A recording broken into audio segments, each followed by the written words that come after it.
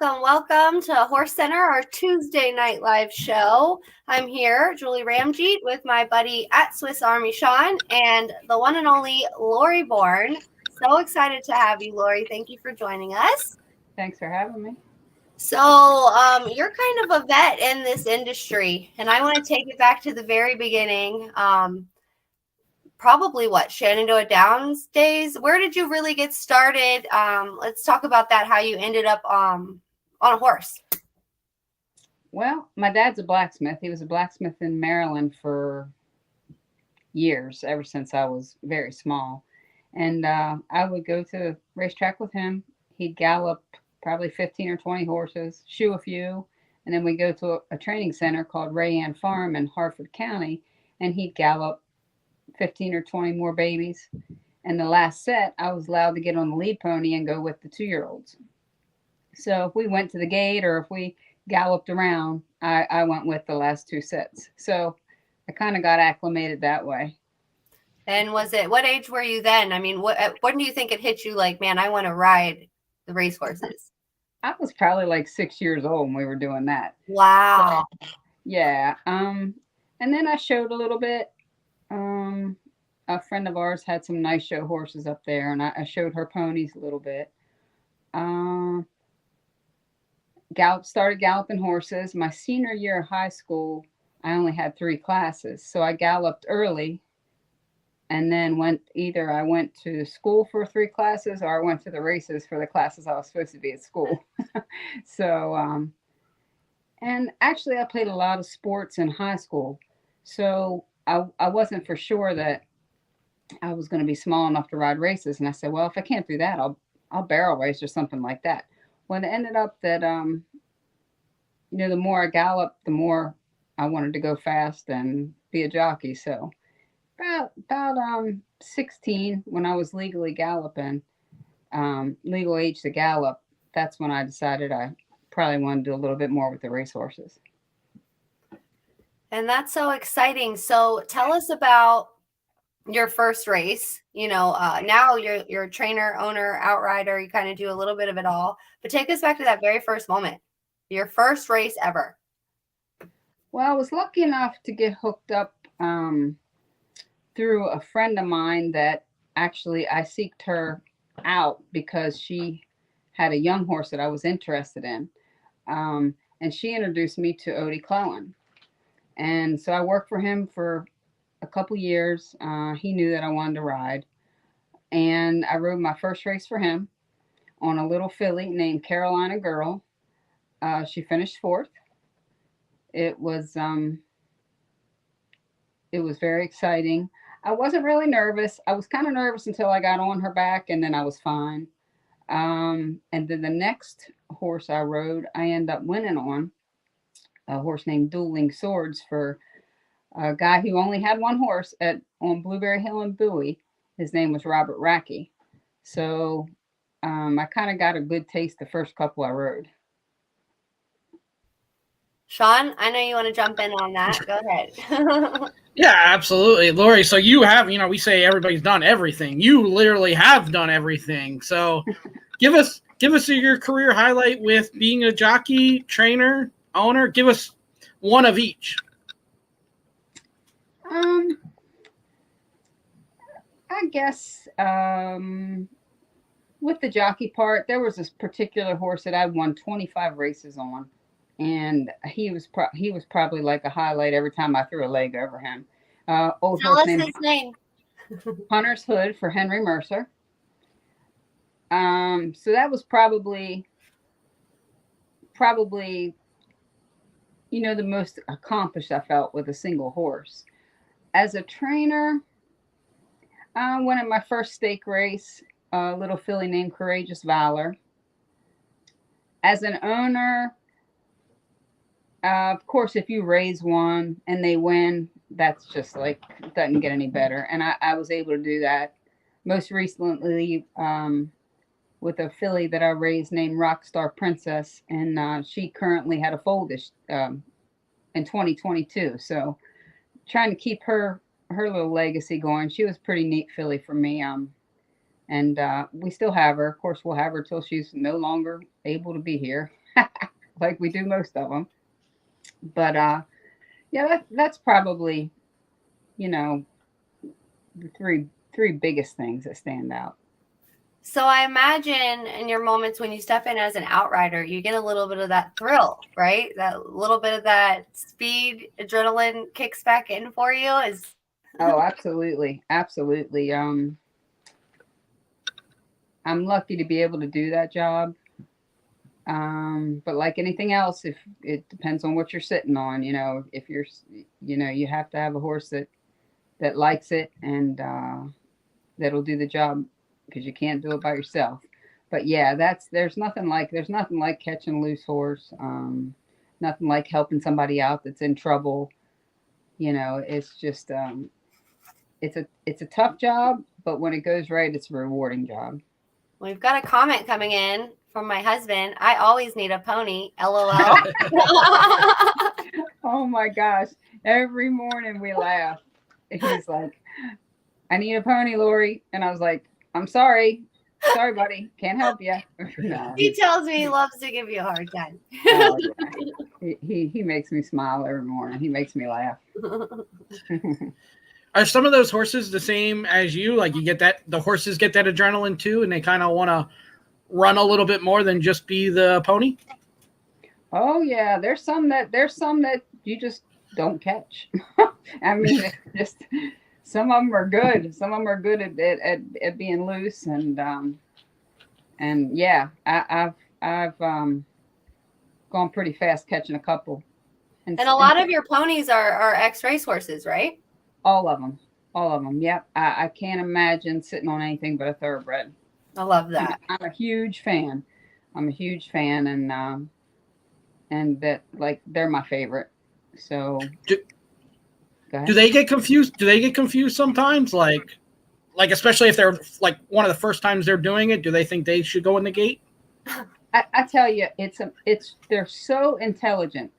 They're so intelligent. Like, they just learn so quickly that racing is not their job anymore. I mean, I'm not saying that they don't get in a little hurry with you sometimes, and the racehorse mode will kick in for a few strides. But I tell you, it's what amazes me the most is they stand out in front of that starting gate after racing their whole life, and they stand there like a statue, and they don't move. Now, if 10 horses break out of the gate, they stand there perfect. If one breaks through the gate, they're ready to go get it. It's just, they're just so smart. So smart. They're so smart. I don't know why anybody would want to ride anything but a thoroughbred. I love that. I know I'm a little biased, but I tell you, they're well said. I mean, they're just such adaptable animals. They can literally do anything. Anything. Yeah. I mean, we're teaching one the barrel race right now, hopefully it'll work out. But I'm telling you, I don't know if it's because of their schedule at the track and how they adapt when they get claimed. They adapt. Some of them adapt, some of them don't. I mean, they're not all going to make ponies. They're not all going to adapt to a different atmosphere. But I tell you, for the most part, they're athletes. They're intelligent, and you can't beat a thoroughbred with a brain. It's just that simple. And I'll feed off of that a little bit. We always like to bring up the importance of aftercare after the races and doing the right thing by the horse. So talk a little bit about how important that is to you now that you are a trainer and have your own stock, to make sure that if they don't go to your house, they go somewhere good when they're done. Absolutely. I have a few people that show horses, and of course you kind of know where the animal would fit in. If you think the horse would make a better trail horse, or if you think would make a jumper. I don't know a whole lot about jumping. I mean, I have jumped, but I don't know a whole lot about the hunter jumper thing. Right. But I have some really close friends that have always dealt with thoroughbreds too, and so I'll go to them, see if they need something. But yeah, they deserve a soft landing wherever they go. They need to be taken care of, and I would not knowingly ever put my horses in a bad situation. I have at my farm now, I have 7 that are between 20 and 29. Wow. That Wow. yeah. Some old timers. Did you ride any of them? I did. Actually, I have 3 for some wonderful owners of mine, Len and Ellen Kilkelly. They sold their farm and downsized, and they have 3 retiree brood mares. And one of them I did ride. Uh, Wait a minute. Let me back up. No, I raced her, and she was my first stakes placed horse. Oh, wow. Yeah, so she's here. Two of their 3 I trained, and my a horse that I claimed when he was 5. He's still here. He's 29. Now I didn't ride him, but I did make him into an outriding horse. So I trained him. He won races for me as a trainer, and then some friends of mine took him and showed him. Stephanie Snyder actually showed him. Terry Henry showed him, and then I got him back and made an outriding horse out of him. And he did a really, really good job. So he's turning 29 this year, and he's still here. And he's garage kept in the stall. Turns out for half hour whenever he feels like going out, and we'll keep him until he's I love that so much. yeah. So yeah, the aftercare program here is wonderful. I see that there are some more going on in other states as well. So it just seems like it's a really good program. You feel like it's really starting to blossom, right? We're seeing it pop up everywhere now, and I love that. Absolutely. There's still some states who don't who need to step up a little bit, but I think West Virginia, Maryland, Delaware, all our surrounding states do a really, really good job with the aftercare. So we have a question coming in on the training aspect from Terry. Are fillies or colts easier to train? It's funny that you asked that, Terry. Fillies can be a little more fickle. Some they sometimes they don't eat as well, and some of them do. Sometimes they're a little more dainty, and sometimes not. I've had all types of fillies. I've had fillies that would rather pony. I've had fillies that would rather um, go on and gallop. Actually, the mare that I have here now, that's 22, she was all about getting down to business on the racetrack. She's retired at my house now, but she was a toughie. And I think they're all different, and there are some boys that are like that too. I think you have to treat them all as individuals. Now the big old burly colts, they just kind of do their own thing, They're one of their own thing. yeah, a little hard headed, but I mean, but I think and it doesn't take you too long to figure out what they would rather do. If you listen to them, they'll tell you. But Oh my yeah, God, literally quote that. Somebody should make a T-shirt for like a horse head that says, "If you listen, they'll tell they will yeah, tell you." they can't talk, but if you watch and pay attention, they kind of let you know what they do and they don't like. But fillies are sometimes a little bit more delicate, to answer your question. Okay, we've got one coming in from Grandma Horse Racing. How has the industry changed over the years? Do you think the changes are for the better? And you're a good Um, one to ask because I feel like you were here. You were here before the casino, before everything. um, I, that's a tough one. I grew up old school. I grew up in a time where you didn't just come to the racetrack with a helmet and pair of boots and people put you on horses. You had to know how to ride to, to, to excel in exercising horses and stuff like that. As far as the industry, I think we are making some changes that needed to be made. Um, you know, with the aftercare, with with some new rules, the medication rules, things like that. I think that some changes did need to be made. Before, horses didn't run. If a horse ran the first 6 months of the year, they went home the second 6 months of the year. You know what I mean? They kind of, and we kind of got away from that a little bit with, the purses got pretty big, and people kind of got away from giving them a break. I think now with the new rules and some new things coming up, I don't agree with all of them, but I do agree with some of the changes that are being made as far as taking care of the horse and doing the right thing by the horses. Another thing I want to touch on is you can tell your love for horses throughout this conversation, and obviously being in the business so long. So how tough is the claiming game for you? I did play the claim game for a while. I had a few owners that that wanted to claim horses. Right now, a lot of my owners have raised the horses, and so they're not in the claiming game. I think the claiming game's it's a little tricky, but I've also claimed some horses and done well with them.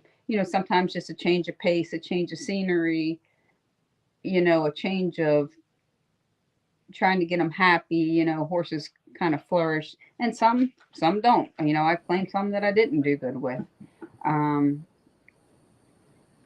But right now, I don't like to lose my horses in claiming races.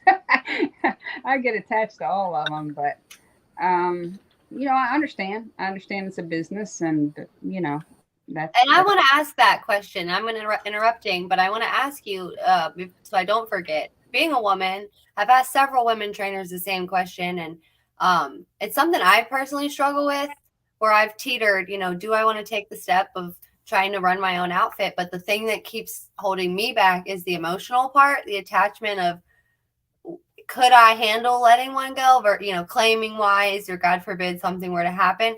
How do you deal with that? Some trainers have told us on here they don't. They, that one day they'll lay in bed and write a book and cry. That was what Erin McClellan told us that, because she said it's just you can't help but get attached. But how do you deal with that? Because we are naturally more emotional creatures, right, as women?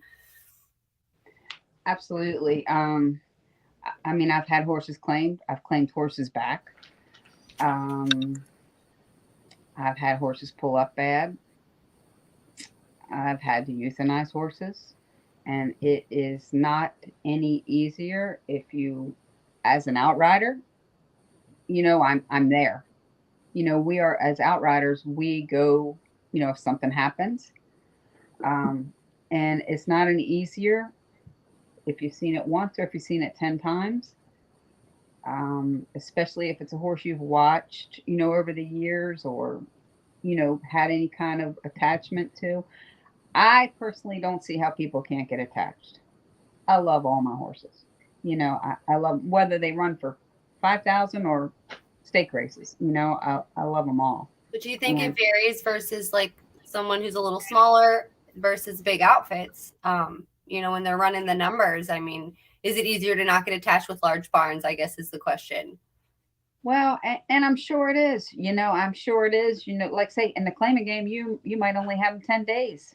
You know what I mean? Where if you raise them and breed them, doggone, you have 3 years in them before they get to the racetrack. Right. You know what I mean? Between the mare and, breeding the mare and you watch this baby grow up, and then the first time you run and somebody claims it.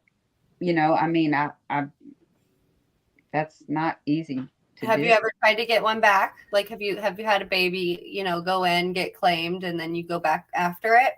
I have. I lost a horse for 10,000 for the Kilkellys, and we claimed them back the next time they ran them back for 10,000. Yes, I have.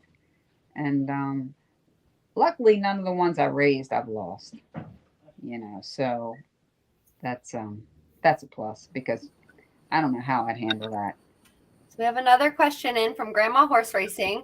For any sport to survive, a new generation has to step up. What do you think of the next generation of jockeys and trainers? And there again, it goes back to the old school. When a lot of us kids grew up on the racetrack. Myself, with my dad being a blacksmith, so we saw a lot of things. There's a lot of farms around that kids have grown up on, and there was more. I think there were more interested young people than there are today. So it's Yeah. a little bit scary to me that I don't think we have the crowd coming up that we did 20 years ago, 30 years ago, 40 years ago. So I'm a little concerned about that. Hopefully we can get some younger generations back in here and try to like say have somebody to replace what we That's have kind of going what on. we're doing here is trying to, what we do here is all for the love of the sport and just almost as free promotion to draw fans back in, because I know how much it's changed even from, 15 or 20 years ago when I was younger and a kid. I just remember it being a lot more fun, and I remember it being full, and it was exciting to be there as a kid. And I feel like personally, I feel like almost it was like there's nobody knows. If you're not in it, you don't know. Right. Yeah. I feel the same way. Like, say, you don't have, when I was growing up, there would be um, announcements over the intercom in the Maryland racetracks all the time. Anybody need a hot walker? Anybody need a groom? People that wanted to come in and get into the sport and learn. You don't have that anymore. You don't have it was a big deal to work at the racetrack 30 years ago. It was a big deal to work for a big outfit that won races and you know and kids coming up wanting to go to the farms to learn. I don't know that is the numbers are there. Do you think the racetracks, and I don't mean ours, I mean just across the board, do you think the racetracks as a whole are doing their part or sitting on their hands as far as promoting to draw in the young people? Yeah, I I'm don't not. mean for the casino. I mean just for the horse aspect. There's so many different opportunities on back and front side. Yeah, I don't know if, like, I know Maryland has a program where they have some Indian kids. riders, yeah. They have some kids come around and Kayla Reeder went through it. I'm not sure how it works, but like scholarship things, and a group of 5 or 6 of them go through a program, and it seemed like it did really well. I don't know if something we could do here. I'm not sure how other racetracks work it. I'm kind of like, I don't really know what goes on in other places too much Right. anymore. But I know there are some programs. Um, like say, I know Maryland has a program, and every year they take 5 or 6 people, 5 or 6 young kids, and go through a program that seems to be really, really, a promising bunch of kids that get to learn a lot of stuff. Yeah, I saw that. Let's piggyback off that a little bit. How about when you started versus now being a female in the business? How much has that changed? I've said this before. I was never treated any differently. Not from the time, not now, not 40 years ago. Never treated any differently. I'm sure people didn't ride me because I was a girl, and that's okay. That's their choice. Um, never, uh, never criticized because I was a female. Nothing like that. I have never gone through any of that. I was treated equally, no matter where I went to ride, no matter where I went to train. Had horses in, never treated any differently. So I think now there are a lot more women now, trainers, doing very well all over the country. Jockeys, women jockeys doing very well all over the country, and I think that's good. I think that's good for the sport. Like you say, some horses like that, you know, gentler, you know, spoiled thing. The lamb. Yeah. So, like say, as far as I go, I was never treated any differently because I was a female in any aspect of the sport. I was always treated very fair. What about What in do you the think jock? about? Oh, sorry, caught you, Sean. What about in the jocks room? You ever had a moment in your days of racing where you were pressed, or it gets a little tense in the room? I know they can exchange words. Do you tell us about a moment where it maybe got a little fired up for you, or one of the boys tried to challenge you a little? Oh yeah, yeah, that happens. It's a, your friends in that room, and when you go down to the paddock, you know what I mean. It's all business. Right. So of course, I want to say that I rode fair. I didn't ride dirty. I didn't try to. And when somebody accused me of it, boy, I didn't. That didn't go over good with me. So and I don't mind telling you. Tell us. If I think that you're, barking up the wrong tree, I'm going to let you know about it. Yeah, there are definitely moments out there. And sometimes you have trouble. Sometimes a horse will lug in or lug out and you'll bother somebody and it won't be intentional. Sure. And sometimes the other person takes it like maybe you did. So, yeah, definitely. There's a lot of, Did anybody ever give you a hard time? Like specifically, is there anybody in mind when you were riding and your time that you were was ever a knucklehead towards you? No, not really, because you know what? I was knucklehead back. You know what I mean? I stood my ground pretty good. I'm not one that's gonna, crawl in a corner and right. But like say the tensions are high. Everybody's so competitive. Like say, we're all friends sitting in jock's room.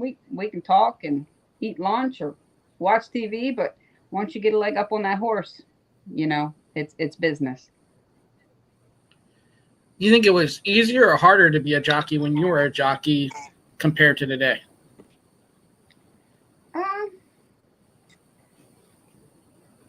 I'm not sure. I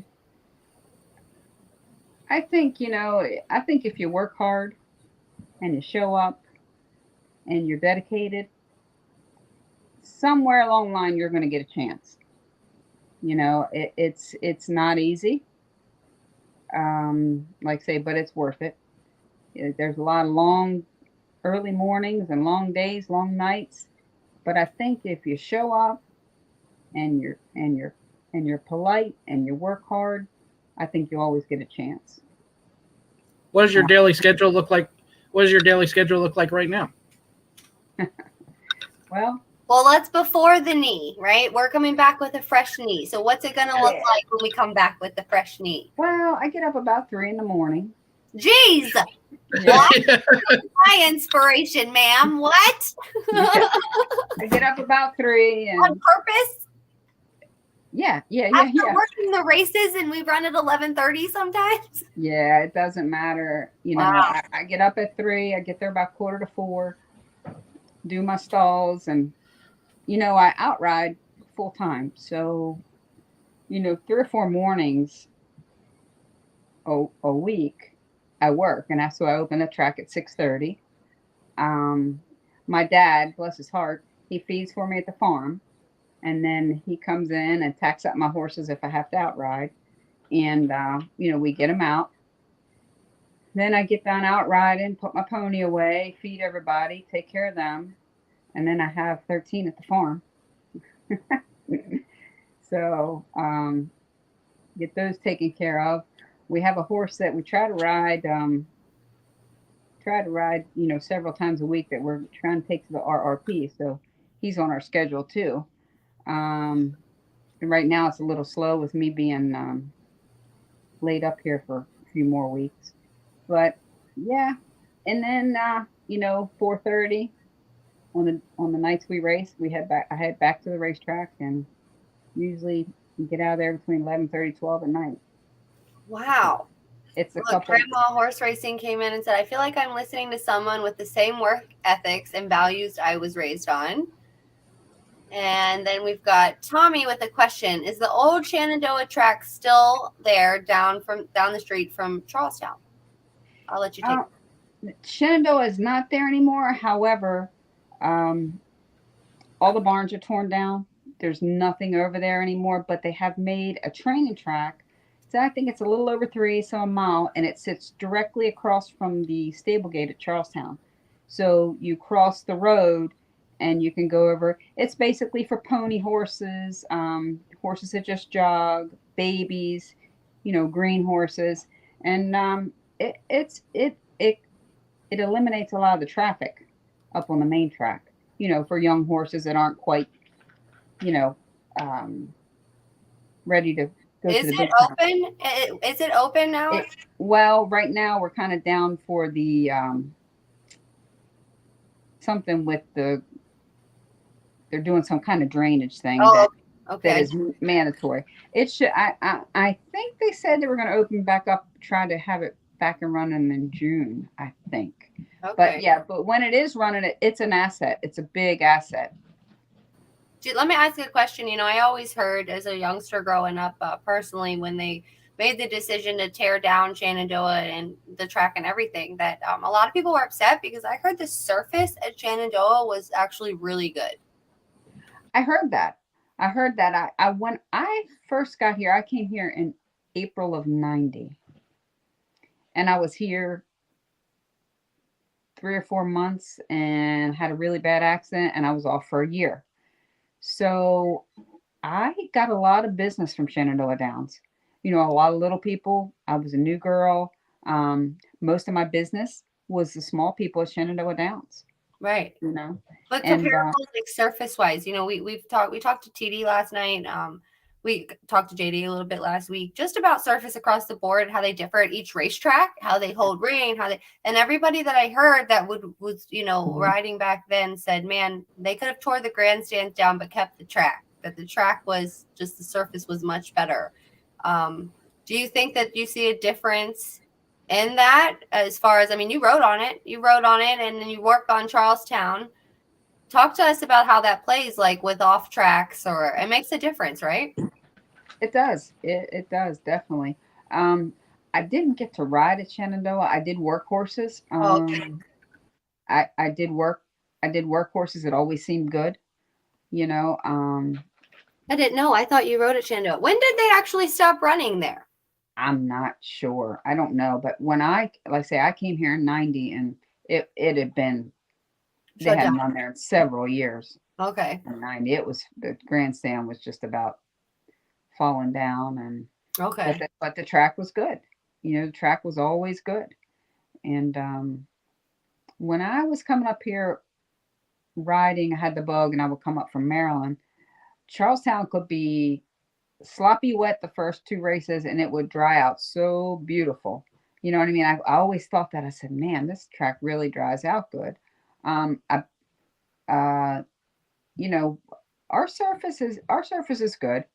I don't have any complaints about it. I know winter months are a little difficult, And the but rain, that's it's not doing that, right? Like it was, like the rain, I've heard some riders say when it rains, it gets a little slick out there, like almost ice, like instead of rain absorbing, yeah, and I think that's just I always said that. I would come up from people would come up from Maryland and say, man, this horse really likes the mud. It's a little different type of mud. Right. It is. Um, but the surface here it's been good. We had a little problem when we had the rocks and stuff. We've been through it, just like Yeah. any other racetrack, with things not being perfect, and we got some bad sand that one time, but as far as it's staying together pretty good. Like I It say, is this year. Yes, I will say. winter is just, you're so up against it in the wintertime. You just really are, in every aspect of the sport. It's just Especially little, here. It was what, 50 today. Now we're supposed to get snow tomorrow. So just imagine that in theory of like freezing and unfreezing and hardening. right. It's not an easy job. We've But got Don some DeSilva horses, asking. love that kind of going. Some horses love the slop, and some horses won't run from me to you in it. It's And I just, hear turf horses like the slop. I've heard a lot of guys say, hey, this horse likes the turf. If I ship into Charlestown on a muddy track, it's going to play to my liking. And that was something I thought was interesting. Yeah, I've heard that too. I've heard that too. Yeah. Lori, when you're riding a horse, how can you tell, or how can somebody watching tell that a horse is really into the slop, like in a post parade? Oh, some of them just absolutely have a ball out there. I mean, some of them just bow their neck and just glide right through it, and some of them just like it, from the get go. I've had a few that would not pick their feet up in the slop, and then I've had some that just trump through it like they're just having a ball. You know, Is there like something you notice, like it warming up, that man, when maybe if they're going to a race and you're like, man, this guy, he likes it. Is there something you can tell in the way they're moving through the mud that they're going to handle it well? um, I think so. I think the ones that are less cautious and just kind of put their head down and just barrel through it, warming up, and some horses just only win in the slop. It's crazy, you know. It's crazy, but yeah, they're like people. I think they all have their own separate personalities and like certain things, no matter what. Whether if it's Oh, we lost Sean. He told me he might fall off his chair earlier because he told me, he said, if you see me fall down, don't worry, I'm just hanging on a chair with one leg. I don't know if that happened or is a connection dropped, but he'll be back. Don't worry. he'll get up. He'll get up. Well, we have a question while he's gone. Let's see. John De Silva. Is there a huge difference to how female jockeys were treated when you rode to how they are treated now? I don't think so. Like I said, I never ran into any problems. Sean, where did you go? Did you fall Internet off crashed. there? No, internet crashed. Okay. I never ran into any problems with the male riders, with the male trainers, with female riders, female trainers.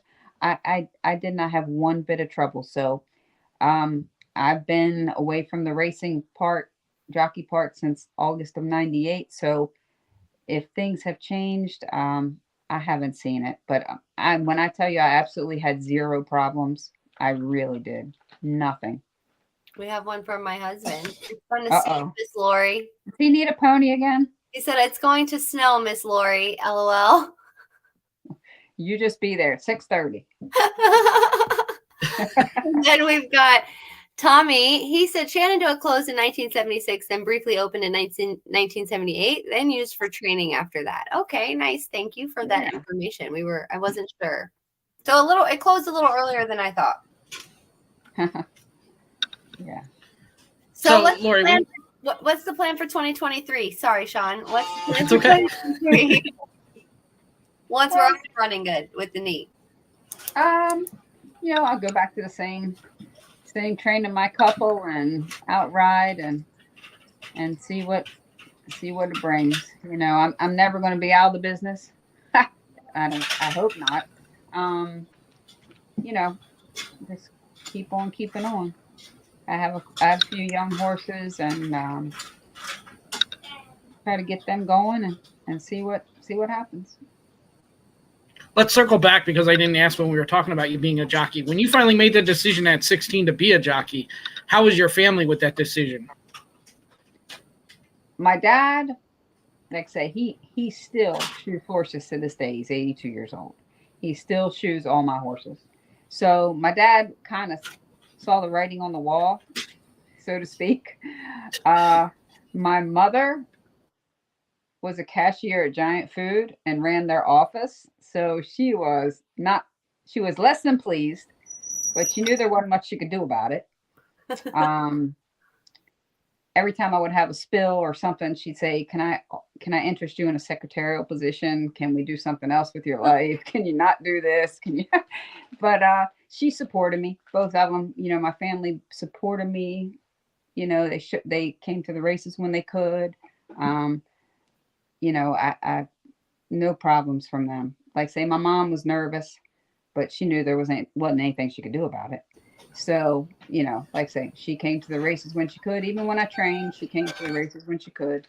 And my dad, he's there with me every day. So, that's amazing. That's really amazing. He's 80 in his 80s and he's shoeing horses still. Like, wow. Yeah, and some of mine are not very kind to the blacksmith, so Right, I get it. I have two of those too. I got Matt over here now, McGowan, doing mine. Right. He's Yeah. wonderful. But and then you have you have your daughter, Mhm. Madeline, and she's barrel racing and she's into the ponies. Yeah. What do you think the future is with her? Do you think eventually she'll step in and take over your outfit? Does she have any interest in racing, or is she kind of on the other side, or she just wants to ride and have fun? Yeah, I don't think she'll get into the horse racing part. She always says she wants pony horses. So we'll see. When she says, I want pony horses when I get old enough and I want to outride. So who knows? These who knows? But she is enjoying the outright the barrel racing thing.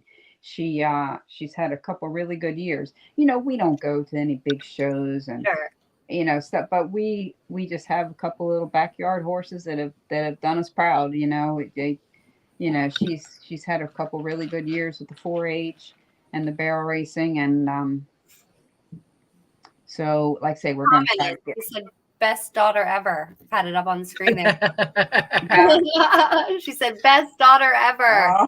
But she, like I say, we're pointing toward the RRP with actually a painted thoroughbred that I ran here a couple years ago.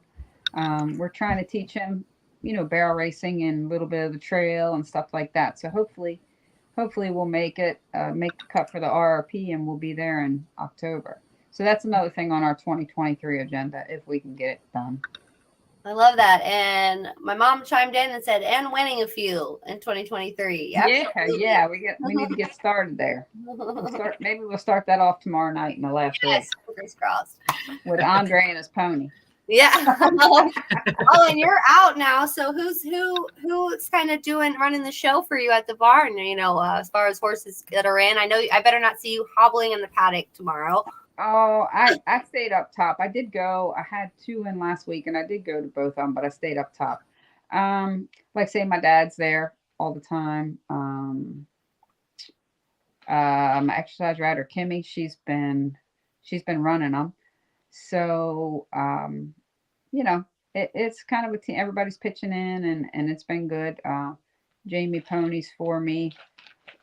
Your daughter is picking on you. She chimed in. She wobbles in the paddock. Yeah, I had to listen to her about how I shouldn't walk up the hill the other day, and I probably shouldn't. But you know what? Probably not. I'm not easily swayed, so it's not going to matter what they tell me not to do. I'm going to end with one more question from a fan here, and then I won't keep you much longer. But Jordan's asking, what makes a great 4.5 horse, and do you have any in training? 4.5.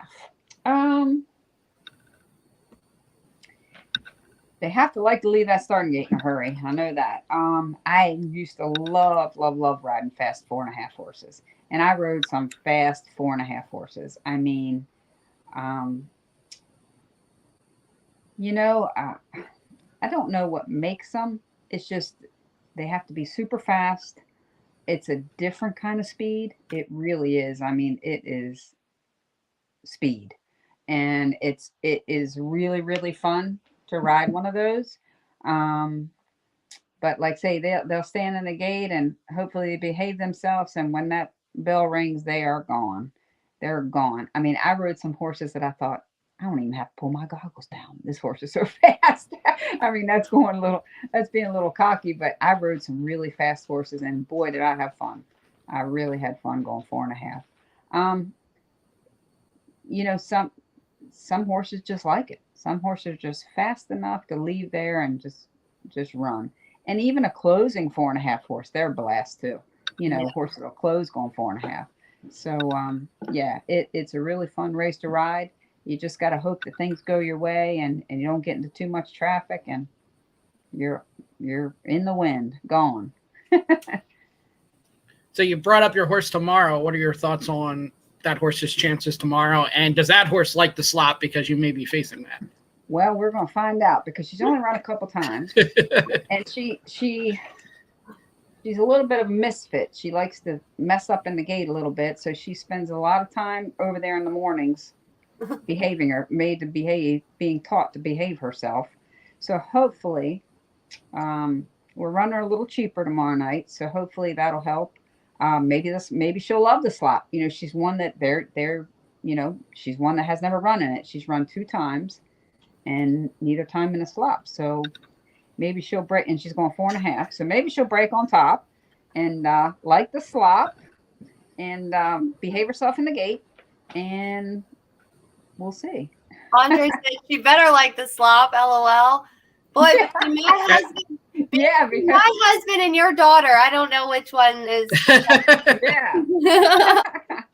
Yeah, so with a little luck, the filly has a little talent. She hasn't shown much, but she has a little more talent than she's showing. But like I say, she's been a little bit of a smart mouth about the starting gate. So she spent her share of time over there trying to learn to behave. So we'll see. Like I say, maybe the mud will move her up a couple lengths.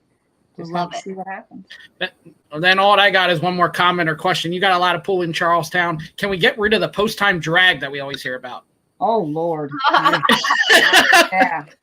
Yeah, that's I Lori, you hear that? You got a lot of pull in Charlestown. Yeah, a lot of people think that. I don't know. Apparently I don't know much about that, but I do know it takes a long She time. does know that she goes in circles. That's all she knows, is that she circles for a while. Yeah. Do you guys actually know when the real post time is? It's usually like 4 minutes past post time. I'm loving the comments tonight. No, it's a tradition. Keep it. I'm just loving the sarcasm. Well, it's funny because tradition in the summer. Right. It's funny because you can't mention Charlestown without somebody saying that within the first 2-3 sentences of them talking to you about Charlestown. It's always post-time drag. Yeah, I hear what TVG does their share of. Yeah, they're always, especially if it's a late night crew and it's like the last couple races. Oh yeah, they're always, look, Andre likes it. Oh my gosh, you guys are cracking me up tonight. This is funny. Yeah, they've always they lag a little bit, but it's tough. I mean, I think it makes it seem a little more dramatic, but they don't understand they're up against the exact same like things that day racing is. It just seems worse when there's a gate problem or an issue because it stretches through the whole night long, Right. Oh my gosh, Lori, the school's calling. Did they just cancel school? It's on live. Jefferson County. I think I just got we're canceling school call on live. I haven't snowed yet. Oh, I swear. I had my my ringer turned off, so I don't know. It's supposed to get. I'm telling you, they have the roads treated heavy out my way, so I don't know. I swear, the county. That was the county nighttime. I didn't answer it. Should have, but school's off, Jefferson County. I think. Don't quote me yet. Oh. I think I just got that. I just got that call. Okay, one more question. In your prime, who was the better jockey, you or Mitch? Oh, I don't know. Whoever has a better horse. You, of course, girl power. Yeah, I tell you, I'm going to tell you, there were so many girls back when I rode. And there might be, I tell this story all the time, there might be 6 or 7 of us in a race in a 10-horse field. Wow. And I can remember one race going a mile and 16th that Travis was the only boy. He was the only guy in the race. It was, it was all girls. And we had fun. We had fun. We all got along, but like say, once we left that room and got a leg up, it was all business. But we all want our share. Doggone it. It kind of makes me sad now that not as many girls, but the it seems like they're riding in Maryland. There's more girls than there ever was. And I've heard a lot of girls are scared out of here. I'll be honest. I've heard, where'd she go? She was scared it out of here too. Oh, no. They canceled. There she is. We lost you for a second. So a lot of girls are what now? I know there's more girls in other places. Like Charlestown used to be the place girls all got a chance, and they all did very well. What I was saying was I hear a lot of girls now say that they are run out of. Okay, we're getting a rundown here. We've got Kayla Reeder. They canceled. Andre Ramjeet. Jefferson School's canceled. You guys, everybody is watching. Canceled. But my kids are already in bed, so maybe we'll find out in the morning. But yeah. Oh my gosh, Madeline. Training's not though, Andre. Not yet. He'll say. Yeah. But yeah, I'm hearing a lot of the girls get a little intimidated that this isn't the easiest colony to walk into, even as men. I mean, I've seen bug riders come in and say they'll never come back. Absolutely. You know, it's a different kind. It's a little different. There's not a lot of room out there. You know, everybody's got to be pretty civilized, and you know they leave their the name of the game on a bull ring is be on or close to the lead most of the time. You know what I mean? The 4.5 races, I mean, they leave there, when I tell you, they leave there like quarter horses. Yeah. You know, and it's just, I love the bull ring, and I grew up, like say my dad worked the Maryland circuit shoeing horses, so my summer I spent at Timonium. Right. And that's 5/8 of them. That's super tight. That's Yeah. I have a little angle there on the turn. Almost. Yeah, I mean you almost kind of like tilt your head sideways. Yeah. But I mean I grew up on the bull ring, so do you think that's what it is though, that kind of keeps newbies or people who do come in one time say not for me? Do you think that's what it is? It's the bull ring? I think that stops a lot of them. And there's a lot of good riders that don't want to come here. You know, it's just a different, it's a different, you know, like here when they leave the gate going 4.5, they're riding, you know, they're riding, or they're just closing their eyes and throwing the reins away. Like, wow. I hope to say they're riding, but you know, it's just, it's very different. It's very different. And I've told, when I rode and somebody would come from Maryland with a horse and they'd say, listen, this horse is really fast. You should make the lead. And it's the first time going 4.5 and you got the 1 hole. Chances are you're not going to make the lead because these horses here have been running 4.5. Either it's a different kind of speed. You know, You have to be really, really fast. And that's a good point too. Do you want the outside post? Because I tend to play the outside post in the 4.5 furlongs than the inside post. Is that correct? Or unless you're super fast, the 1 and the 2. If you're super fast, the 1 and the 2 hole's a place to be, but you better be super fast because chances are, by the time you get across that chute, if there's something on the outside faster than you know what I mean, you're going to get shuffled back because you know that's just the way the cards play. But you know, like say, I rode some really fast horses, and it's just such an adrenaline rush. So much fun. I love it. Well, Lori, we've had you for over our time. We're almost at an hour. It's been such an easy interview. I thank you so much for spending your Tuesday evening with us when you could be resting. You need to rest. It sounds like, Miss, I get up at 3 a.m. That's crazy. When I grow up, I hope I have your energy. That's all.